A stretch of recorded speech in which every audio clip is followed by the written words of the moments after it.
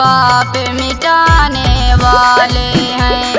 राम से बढ़ के राम का नाम, पाप मिटाने वाले हैं। राम से बढ़ के राम का नाम, राम का नाम, राम का नाम।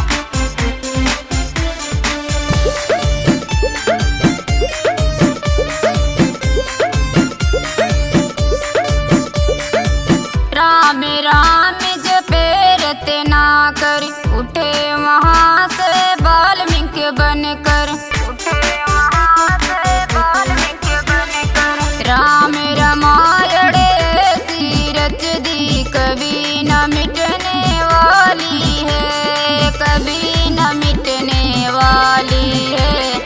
राम से बढ़ के राम का नाम, पाप मिटाने वाले हैं। राम से बढ़ के राम का नाम, पाप मिटाने वाले हैं। राम से बढ़ के राम का नाम, राम का नाम, राम का नाम।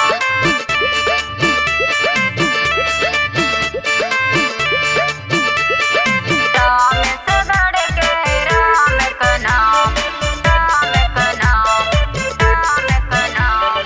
राम राम रटे सबरी, कब आओगे मेरी नगरी, कब आओगे मेरी नगरी। भक्ति भाव से रोज बुलाए, दर्शन देने वाले हैं, दर्शन देने वाले हैं। राम से बढ़ के राम का नाम, पाप मिटाने वाले हैं।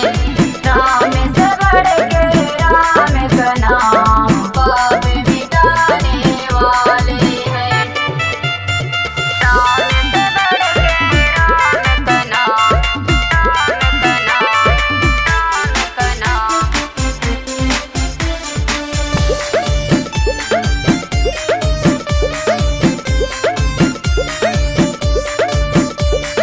नाचेंगे हम गाएंगे, मिलकर दीप जलाएंगे, मिलकर दीप जलाएंगे। राम के स्वागत में देखो मोदी आने वाले हैं, मोदी आने वाले हैं। राम से बढ़ के राम का नाम, पाप मिटाने